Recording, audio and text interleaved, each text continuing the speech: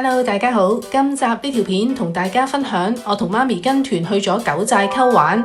今次參加呢個6日團，團費唔使1000蚊，見到佢已經係包咗5晚嘅酒店住宿，每日有唔同嘅團餐、景點嘅入場券，同埋坐足6日都係同一架專車，就唔使轉車咁麻煩。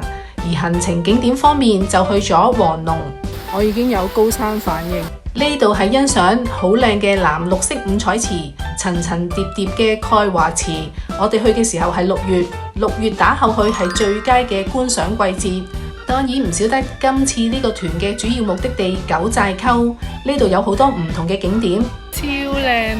喺呢度可以睇到全部都係好靚嘅藍銀色湖水，有瀑布有山景。除咗係一個吸到負離子嘅天然氧氣景區，求其打卡呢度已經好似一幅畫咁靚。除咗呢2個主要景點，仲有其他旅遊景點。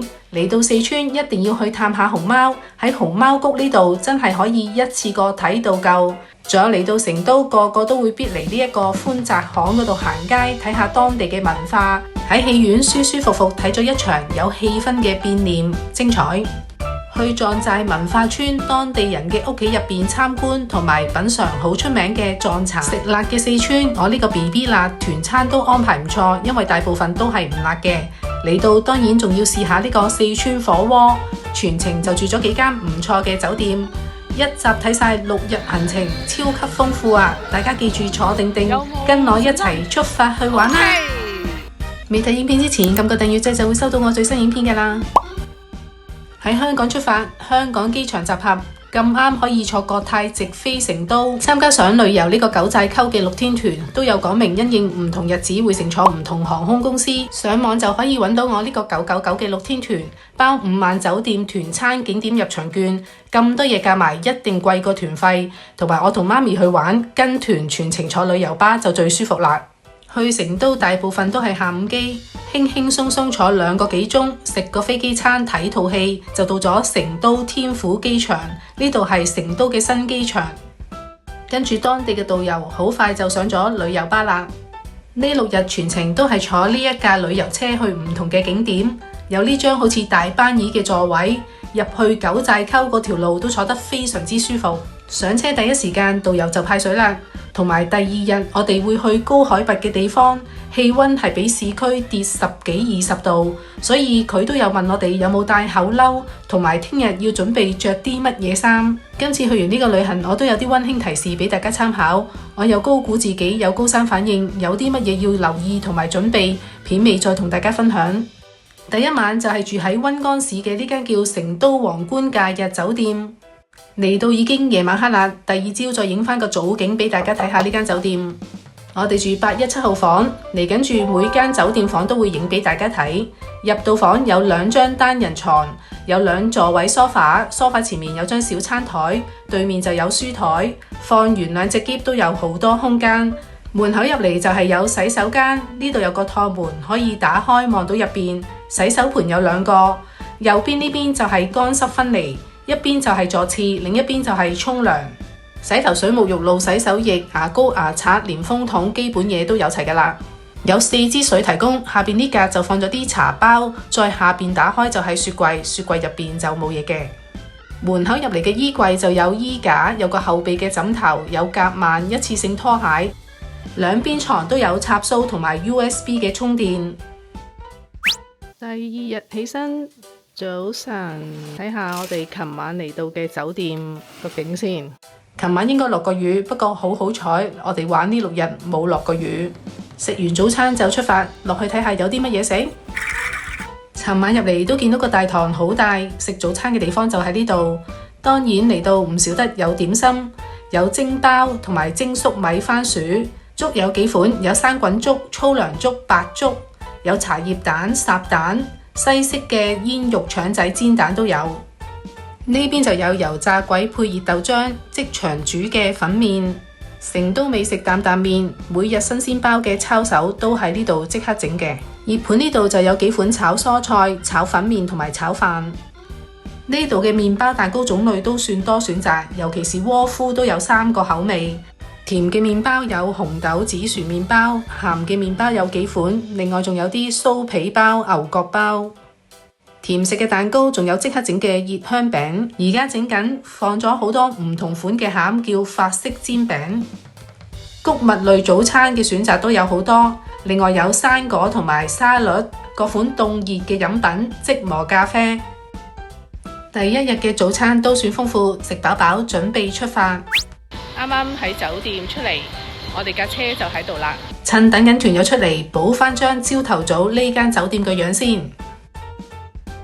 由成都城市慢慢進入呢個山區，沿路睇下風景，聽下導遊嘅講解。第一個廁所位就嚟到呢一個鋪頭，喺架車都 feel 唔到，落車嘅時候已經感受到山區嗰種凍啊！我由一件薄風褸都要喺呢一度買翻件2合1，入邊有寡毛，呢度叫衝鋒衣。同埋成個行程，如果車程內嘅中途一定有廁所位。今日嘅午餐係中途呢一間山區嘅餐廳，雖然導遊話靠山食山，喺山區資源就唔會太充足。買個包有16個餸啦，第一日嘅午餐嚟嘅呢，試下，即係酸菜嚟嘅呢個椰菜。菜絲啊，揾啲醋炒佢。餸菜都算豐富，有魚有肉有菜有菇，大部分都唔辣嘅。食飽飽繼續出發去第一個景點黃龍。呢度係海拔3190米高，去到最高嘅3500米。導遊指嘅呢個地方就係我哋企嘅位置，沿路行上去會見到3個池，最高嗰個就係去到3500米啦。派完門票出發，挑戰呢個黃龍，有冇信心 ？OK， 媽咪呢啲路好唔好行啊？好路，係咪你都行到啊？好舒服，又好。佢呢啲樓梯級呢，好攬得好高啊，好舒服㗎。未嚟之前，媽咪仲擔心自己未必行得太高。上到第一個池唔算好遠，因為呢度高海拔低氧氣，所以要慢慢行。第一個池就係呢一個迎賓彩池，上到嚟就係睇呢啲層層疊疊呈現藍綠色嘅鈣華池。只可以講隔住個芒同真實睇係兩回事。呢度仲可以見到有少少雪嘅雪山，有瀑布景。見到呢個雪山。大自然就係咁神秘，身體會話俾你知你可以去到幾高。原本最擔心嘅媽咪完全冇感啊，因為老人家需要嘅氧氣冇咁大，所以佢一啲反應都冇。大家可以親自嚟體驗下，可以去到幾高。呢條沿路行上去就會見到有個瀑布嘅呢個位，再上去就係第2同第3個池，係我嘅體力應該去唔到啊。好啦，我已經喘緊氣。上網就揾到第2個真驗池同埋第3個五彩池嘅相就係咁啦。落返嚟入場呢度都有好多鋪頭，行下街買下手信同埋食下嘢。呢度有啲文創嘅冰淇淋。其實頭先沿路行上去見到啲伯伯搬家私，真係好佩服。欣賞完黃龍之後，就繼續坐車到我哋第2晚，亦都係連續住2晚嘅酒店。今日嘅車程雖然比較多，但係聽日淨係坐15分鐘就可以一早去到九寨溝玩，都 OK 啦。酒店係九寨溝希爾頓花園酒店，我哋就住1261，間房夠晒闊，點樣擺篋都得。有2張單人床，2張床中間就有插蘇位同埋 USB， 有床頭燈。埋邊張床就有張單人梳化，有張細細嘅圓餐台餐凳，有4支水，有茶包，有咖啡，有糖，下邊都係放雪櫃。門口入嚟就有張凳可以放篋，下邊就有一次性嘅拖鞋。衣櫃入邊有衣架，上面有個後備嘅枕頭。浴室就比琴日嗰個再大啲，就一個洗手盆，有風筒洗手液，呢邊就放咗牙膏、牙刷、浴帽同埋護理用品。沖涼入邊就有洗頭水、沐浴露，同個洗手間一樣咁闊，仲有埋張凳添。check 咗間房冇問題，就喺酒店行1分鐘就到我哋今晚呢間餐廳食晚餐。今晚就食呢款要用個爐煮住上嘅水煮魚，唔計個湯同個飯就有10個菜。媽咪就同啲團友一齊試下。頭先喺黃龍都見到有個石磨將啲青果磨成粉，呢支啤酒就係用青果做噶啦。佢哋話入口有少少甜，幾特別嘅。呢個係用青果做嘅青果餅，煎到少少脆都好食。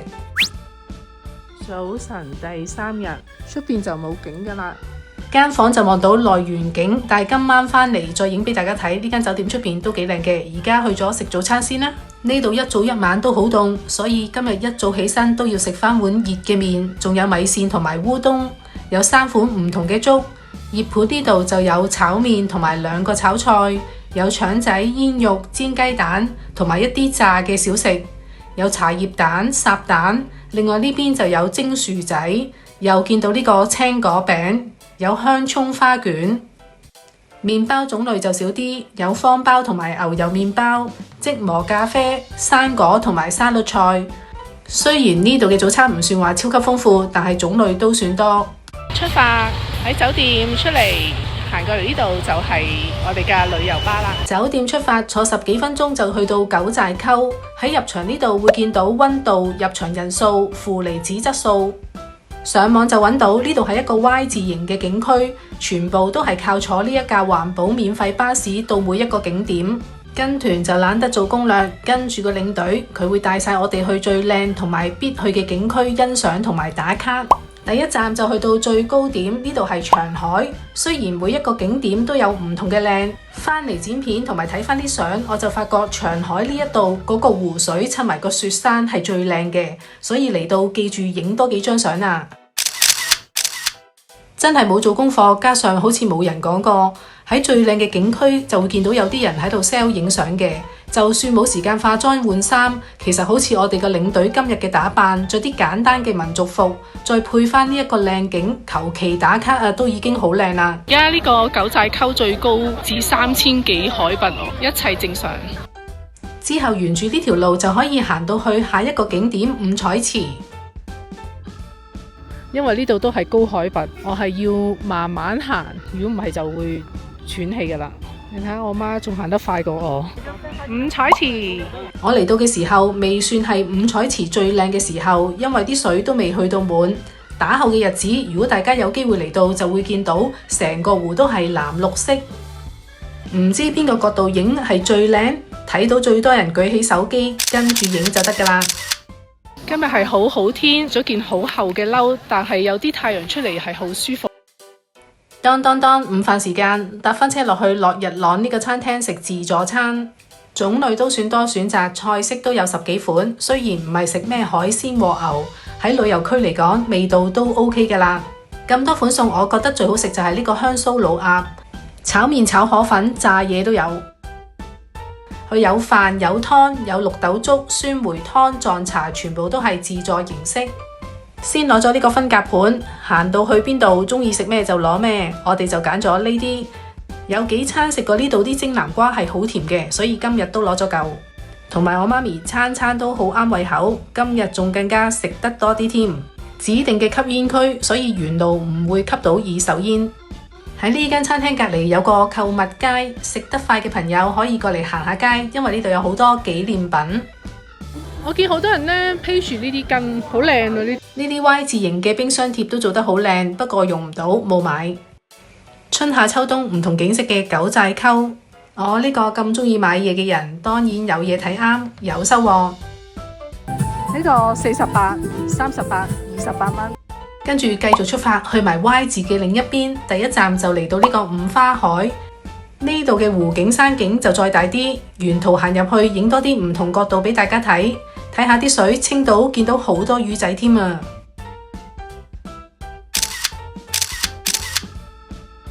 之後就去珍珠灘，有瀑布嘅地方就有勁多負離子，喺度吸翻幾啖先。呢度點解叫做珍珠灘？流出嚟啲瀑布好似一粒粒珍珠咁樣，沿路一路行落去睇瀑布。上邊珍珠灘流落嚟嘅水就形成呢一個珍珠灘瀑布。瀑布係伸展到去呢邊啊！喺度打翻幾張卡，停留多一陣，吸收多啲負離子先。去完 Y 字嘅上半 part，而家就去埋下邊一條直線。通常喺啲車站附近就會有呢啲自助販賣機，有水、有餅乾、有啲零食賣嘅，5蚊一支啦，同頭先鋪頭賣一樣啦。能量飲品。坐車先去呢個西牛海，冇風嘅時候呢度會影到水平如鏡嘅倒影。向前行呢度就係叫老虎海，因為秋天嘅時候樹葉就變咗黃橙色，湖水倒影出嚟就好似老虎嘅紋，所以秋天呢度係旅遊嘅旺季。樹正瀑布，而家就落去啦。今次個團主力去九寨溝，所以盡量每個景點都影俾大家睇。之後仲有去其他地方，一路睇落去就會見到噶啦。都係沿路一路行落去，就嚟到呢個火花海。呢度係湖面呈現火花嘅閃耀而得名嘅。最後一個景點雙龍海瀑布，今日真係一年都唔知有冇吸到咁多天然嘅負離子清新空氣。九寨溝差唔多完成啦，玩晒一日，體力 O 唔 OK？OK。全日雙眼望住啲綠油油嘅山景，勁舒服啊！呢度真係療愈眼球嘅好地方。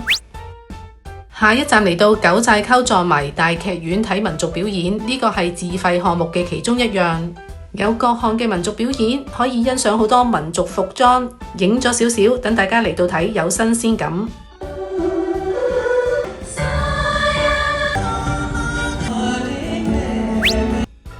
今晚晚飯都係琴日酒店附近間餐廳食晚飯，今日就食水煮魚，仲有呢個我幾中意食嘅香酥老鴨，仲有多咗呢個麵包係夾住啲梅菜一齊食，幾得意嘅。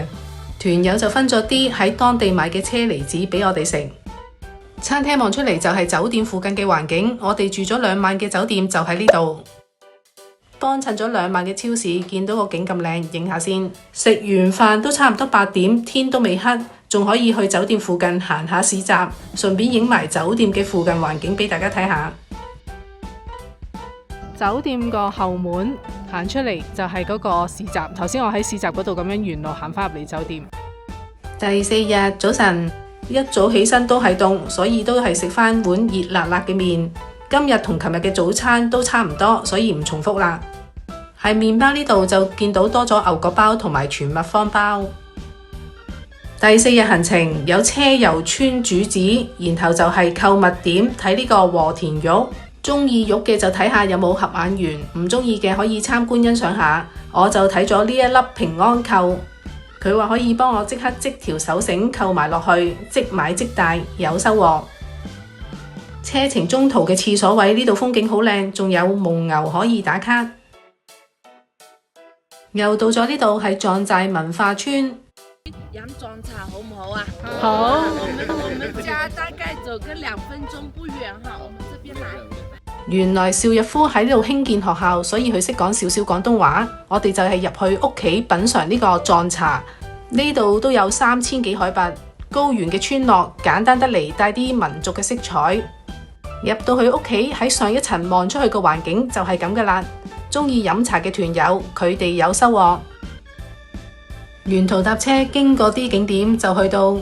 今日午飯好特別，就嚟咗呢一間充滿民族色彩嘅房入邊食呢一個熬咗4個鐘頭，入邊有天麻當歸川貝做湯底嘅火鍋。先飲咗個湯，或者配呢個青果餅一齊飲，然後就放晒所有材料落去一齊煲，慢慢食。有蒙牛肉、唔同嘅蔬菜、菇類、蛋果，同埋佢哋話最好食嘅豆腐。呢度嘅人非常之熱情，除咗叫大家品嚐呢一個有58度嘅蟲草花酒，成餐飯負責搞氣氛跳舞。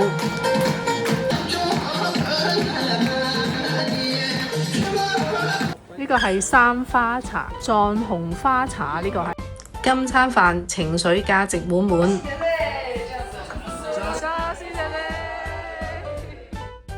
繼續向成都出發，中途經過個廁所位都係有蒙牛可以打卡。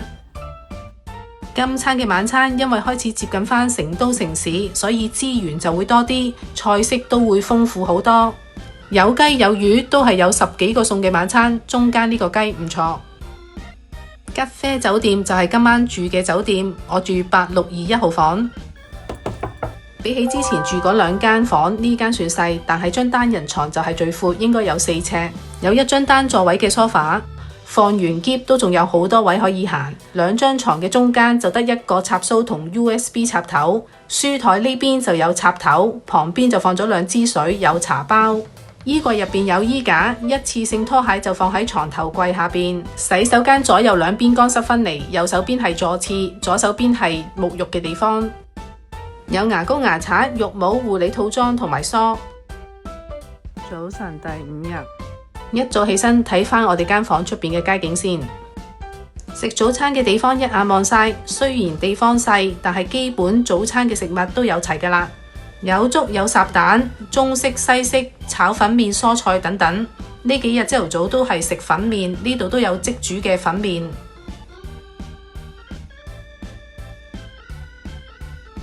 嚟熊貓谷睇熊貓都係自費項目嘅其中一樣，路過見到孔雀。熊貓一日瞓10幾個鐘，入嚟梗係睇佢瞓覺啦。好彩嘅就會見到佢哋行下喐下，或者放飯嘅時候睇到佢哋食嘢個樣。而家朝頭早10點鐘，好多熊貓都係瞓緊覺。睇下呢隻瞓得幾招積，一隻手遮住隻眼，另一隻腳就晾住嚿木。沿路小食店除咗有啲小食同埋飲品，仲有啲熊貓主題嘅特色小食。最靚就係呢一個熊貓嘅文創冰淇淋。頭先都聽唔到熊貓聲，原來係咁㗎喎。仲有小熊貓睇，原來就係佢。呢個我哋係咪叫狸貓？呢隻好大膽，睇住佢行過嚟，仲爬咗上行人路。臨走前門口有個紀念品鋪頭，又入去睇下有咩熊貓手信。重口味嘅買個熊貓便便返去。門口出邊嘅小販檔最有氣氛，全部喺度講緊變變變，熊貓變小熊貓啊！團友送我一隻熊貓髮夾。今日午飯就嚟咗呢一間，出邊同埋入邊都裝修到好別緻嘅地方食飯。食下又上菜，大概都有10幾個餸，有魚有粟米湯，差唔多食飽飽嘅時候，最乾淨就係條魚。食完之後，我哋就去寬窄巷行街。闊嘅巷子，呢度係窄嘅巷子。正式嚟講，呢度係有3條巷，就好似四川嗰個川字。一邊行就一邊體驗四川人平時嘅慢活，就係飲茶同埋採耳。成條街有食嘅，有買嘅，亦都有睇嘅，所以咩人嚟到都啱行。沿路都見到好多四川特色嘅街頭小食，亦都可以入鋪頭試下手信嘅試食。除咗有好多熊貓主題，仲有啲係用茶做出嚟嘅小食，好似佢個店鋪名咁，入邊好似一個窯咁樣，好多好得意嘅餐具。呢度有個印章可以給明信片，頭先喺車嗰度，導遊已經每人送咗一張熊貓嘅明信片俾我哋啦。我呢啲中意買嘢嘅人當然有收穫。自費項目包咗嘅，嚟到呢個四川省嘅川劇院睇變臉，唔係全程淨係睇變臉，有雜技、搞笑、剪影，1秒變3都有。成個節目整體都好好睇，同埋好有氣氛，仲落埋去觀眾席近距離變臉俾你睇。晚飯就食埋自費項目最後一項，任飲任食嘅成都火鍋。台面唔夠嘅可以繼續 order， 有啤酒有汽水。打邊爐唔少得嘅豬牛羊，有雞腸、鴨紅同埋各種蔬菜。唔係個個都食得咁辣，所以清湯就擺喺出邊。住返近機場，第一日嚟到嘅酒店，第一晚就住817，今晚就住837。酒店房就唔重複講啦，等我執好行李，準備聽日去埋最後一個地方就出機場返香港。最後一日，酒店早餐同第一日一樣，所以唔重複啦。食完早餐去機場之前就去埋行程表上嘅購物點，乳膠負離子體驗中心。有團友就買床褥，因為免郵送香港，我就買咗枕頭，見佢壓縮咗放入篋都方便。我呢啲中意買嘢嘅人又有收穫。總括今次跟團好好彩，遇到呢班團友，有啲仲照顧我媽咪上車落車。呢幾日帶我哋周圍玩嘅導遊帶團帶咗18年，上車就聽到好多豐富嘅文化，每一日都提大家着乜嘢衫，全程有笑容有禮貌。而香港嘅領隊就見到佢都會陪下啲團友，又幫手影下相。全部買嘢我都係用電子支付，就算去到黃龍九寨溝都收到網絡。如果擔心萬一收唔到嘅，都可以準備現金。高海拔地方，高1000米，大概就跌8至10度，早晚溫差好大，尤其是怕凍嘅一定要帶厚褸，唔係好似我咁扮勁，去到先至又要買褸啦。入邊就可以着短袖或者薄嘅，方便中午嘅時間出太陽，氣溫上升就可以除。九寨溝係玩足一日，平時少行山行街嘅可以準備按摩膏或者按摩膠布舒緩小腿。好似我唔搭得車嘅，上山嗰啲轉彎路最好就準備雲浪丸，上車瞓覺就最好啦。最後講下高山反應，未去之前就擔心媽咪有高反，反而最明顯同埋成團人最大反應嗰個就係我，真係未去過係唔知道自己有冇高反。總之藥物記住一定要準備多啲。鍾意打卡嘅預先喺拼多多、淘寶嗰度揾定啲民族嘅披肩，入邊襯翻件正式，最多加埋個頭飾。去到九寨溝靚嘅景點，自己影又得，揾嗰度嘅人幫手影都好似係10蚊20蚊張。我嘅分享就去到呢度啦，下條片再見啦，拜。